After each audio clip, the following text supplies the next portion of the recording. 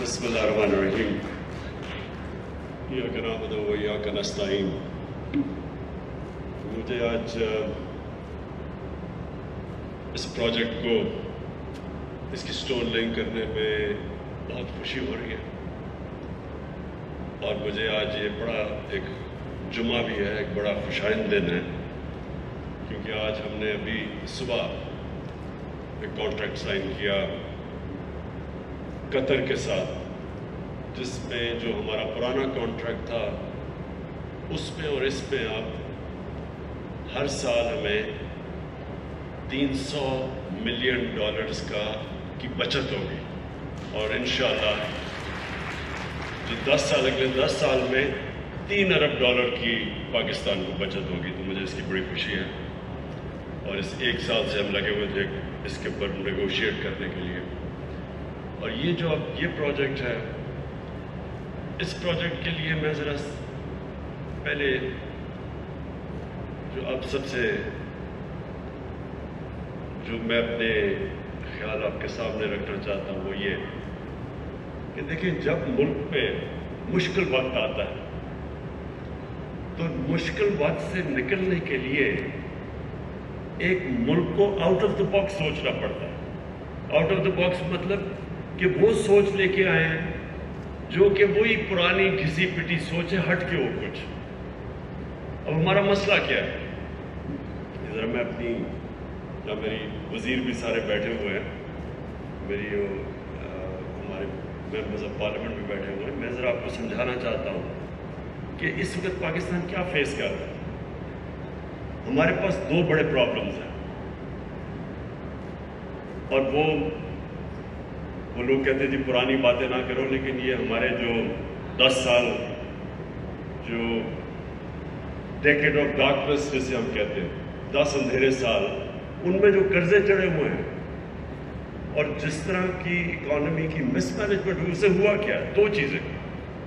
ایک ہمارا بہت بڑا فسکل ڈیفیسٹ، اور فسکل ڈیفیسٹ کی وجہ سے قرضے، اور دوسری طرف ہمارا کرنٹ اکاؤنٹ ڈیفیسٹ. مطلب یہ کہ ہمارے پاس جو ہماری امپورٹس اور ایکسپورٹس کے اندر اتنا بڑا خسارہ ہو گیا تھا کہ اس کے لیے باہر سے قرضے بھی لینے پڑے، فورن لونز، اور ہمارا جو فورن ایکسچینج ریزروز وہ بھی گر گئے. ان کے گرنے سے ہمارے روپے کے اوپر پریشر پڑا، اور روپے نے گرنا تھا. یعنی جب ڈالر کی کمی ہوگی تو ڈالر کی قیمت اوپر چلی جائے گی، روپیہ نیچے آ جائے گا. تو جب روپیہ نیچے آیا تو مہنگائی ہو گئی. تو یہ ہمیں وراثت میں ملے تھے. اب ان 2 مسئلوں سے ہم نے نکلنا کیسے؟ سب سے پہلے اپنی آمدنی بڑھانی ہے. خرچے کم کر رہے ہیں، ہم نے کیے ہیں، لیکن جب تک آمدنی نہیں بڑھے گی ہم نہ اپنے خرچے میٹ کر سکتے ہیں، اور جو قرضوں کی قسطیں دینی ہیں نہ ہم وہ قرضوں کی قسطیں دے سکتے ہیں، کیونکہ ہر سال قرضوں کی قسطیں بڑھتی جا رہی ہیں. تو لہٰذا پاکستان کے اندر ویلتھ کریشن جنریٹ کرنا ہے کہ اپنی دولت بڑھائیں تاکہ ہمارے پاس قرضے واپس کرنے کے لیے قوت ہو. تو اس پروجیکٹ کو اس نظر سے آپ نے دیکھنا ہے. اس پروجیکٹ کی جو سب سے بڑی چیز یہ کہ یہ پاکستان میں ویلتھ جنریٹ کرے گا، اور وہ ابھی عمران امین نے آپ کے سامنے فگرز دی، جلدی بتا دیا اس نے آپ کو. میرے خیال میں آپ کو سمجھ نہیں آئی کہ یہ جو پروجیکٹ ہے یہ کتنا پیسہ جنریٹ کرے گا پنجاب گورنمنٹ کے لیے، پاکستان کے فیڈرل گورنمنٹ کے لیے، ریلویز کے لیے، اور CAA کے لیے. جو پہلا فیز ہے، پہلے فیز کے اندر 1300 ارب روپیہ جنریٹ ہوگا پہلے فیز میں، جس میں جو فیڈرل گورنمنٹ کو ٹیکسز پہ ریونیو ملے گا وہ 250 ارب ہے. اور اس کا جو دوسرا امپیکٹ پڑے گا وہ بھی نہیں، آپ پہ رجسٹر ہی نہیں ہوا، کیونکہ یہ اس کو ڈی نوٹیفائی کیا جائے گا as an airport. Walton airport denotify ہو جائے گا. اس سے یہ ہوگا کہ یہ جو گلبرگ مین بولاوارڈ فیروز پور روڈ ادھر اس وقت ریسٹرکشن تھی, بلڈنگز کو اوپر جانے نہیں دیا جا رہا تھا کیونکہ اس ایئرپورٹ کی وجہ سے وہ فلائی زون میں آ جاتا تھا. تو جب یہ ایئرپورٹ ڈی نوٹیفائی ہوگا تو یہ سارے علاقوں میں, اور یہ سینٹرز ہیں ہمارے, یہ کمرشل سینٹرز ہیں, مین بولاوارڈ, فیروز پور روڈ, سارا گلبرگ, یہ اکنامک ہب بن سکتا ہے کیونکہ یہ پھر اوپر جا سکیں گے. تو اس سے دو فائدے ہوں گے. ایک تو جو ہمارا اب جو لاہور ہے یہ جو پھیلتا جا رہا ہے اس کو روکنے کے لیے تو ورٹیکل اوپر جانا پڑے گا, کیونکہ لاہور جب میں بڑا ہو رہا تھا تو لاہور تقریباً زمان پارک پہ ختم ہو جاتا, اس کے زمان پارک کی یہ سارا گلبرگ وغیرہ ہے, یہ ہم ان کو دیہات سمجھتے تھے, کھیت کود تھے یہاں سارے. تو یہ اتنی تیزی سے پھیلا ہے کہ اس کے بہت وہ منفی اثرات آگے سامنے آ رہے ہیں. سب سے پہلے پانی کا, بہت بڑا پانی کا مسئلہ ہو گیا, وہ واٹر ٹیبل نیچے جا رہی ہے اور بھی تیزی سے نیچے جا رہی ہے. دوسرا جو سارا لاہور کا سیوریج ہے وہ جا رہا ہے راوی کے اندر. جب راوی کا سیوریج کا مطلب کہ وہ سارا نیچے سندھ تک اس سارے شہر کا سارا سیوریج نیچے جا رہا ہے جو کہ پانی کو بھی خراب کرتا ہے. کئی لوگ تو دریا کا پانی پیتے ہیں نیچے, اور دوسرا واٹر ٹیبل بھی وہ بھی کنٹامنیٹ ہو رہی ہے. اور جو راوی ہے وہ جب سردیاں آتی ہیں تو وہ جب سکڑتا ہے تو وہ بالکل ایک سیوریج کا نالا بن جاتا ہے.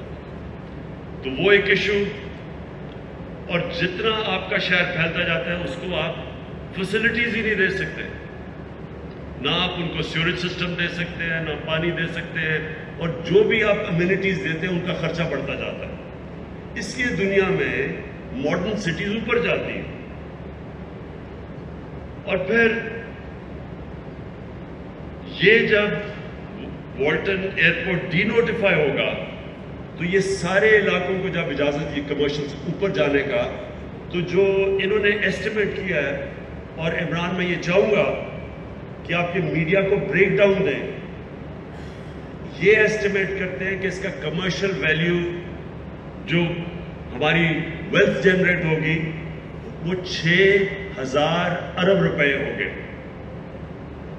6,000 ارب روپیہ. کیونکہ مجھے لگتا ہے یہ سامنے میرے خیال میں آپ لیٹ نائٹ سب نے کی ہوئی ہے کیونکہ سوئے ہوئے آپ سب, کوئی تالیوں کی آواز نہیں آئی کہ 6,000 ارب روپیہ جنریٹ ہوگا. یار سلیم خان آپ کو تو خیر خاص پتہ چلنا چاہیے نا ان چیزوں کا, کیونکہ آپ تو ہیں اس بزنس میں. دیکھیں یہ اس کا جو آپ کاسٹ, ایک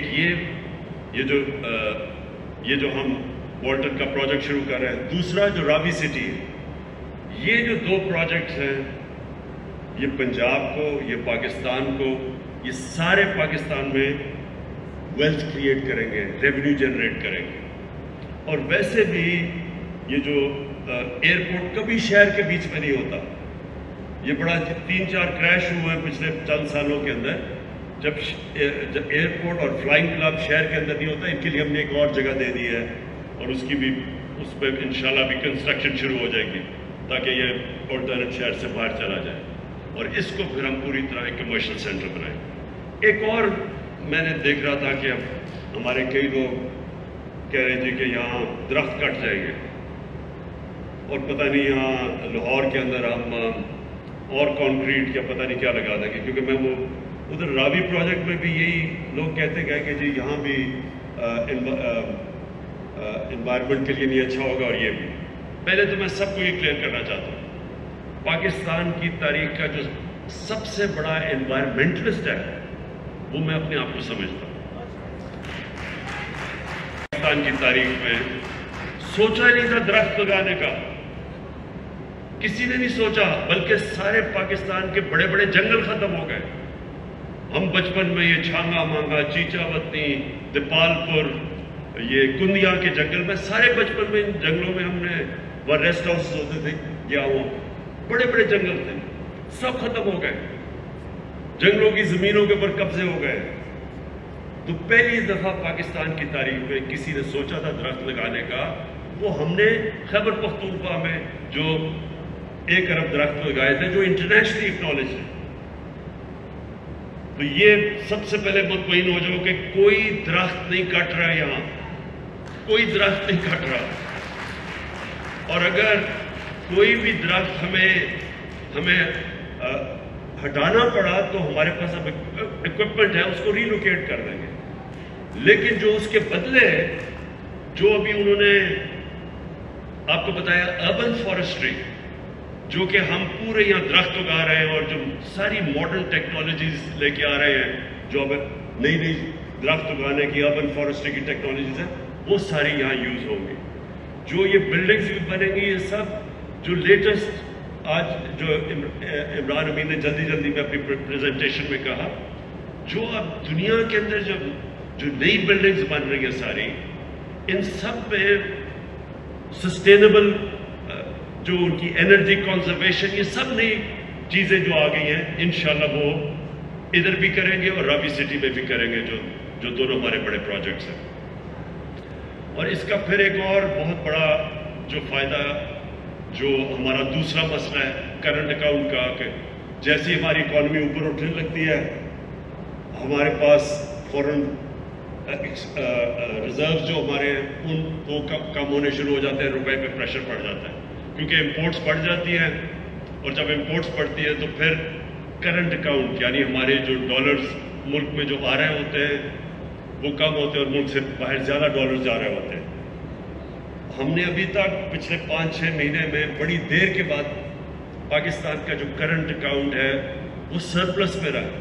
سوائے پچھلے مہینے 6 مہینے ہمارا کرنٹ اکاؤنٹ سرپلس میں رہا. تو جب ہمیں سب سے بڑا ڈیفیسٹ ملا تھا جب ہماری گورنمنٹ آئی تھی $20 ارب کے، تو یہ جو پروجیکٹ ہے اس کی وجہ سے ڈالرز آئیں گے پاکستان میں.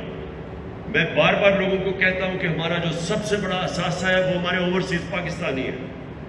اور اوورسیز پاکستانی اب جب بھی کوئی ہاؤسنگ سوسائٹیز بنتی ہیں، علیم خان کو پتا ہوگا اس میں بہت بڑی انویسٹمنٹ اوورسیز پاکستانی کرتے ہیں، کیونکہ وہ بدقسمتی سے ہم نے ابھی تک وہ سسٹم نہیں بنایا کہ وہ ہمارے لیے انڈسٹری میں اور چیزوں میں انویسٹ کریں. وہ کرتے ہیں پراپرٹی میں صرف.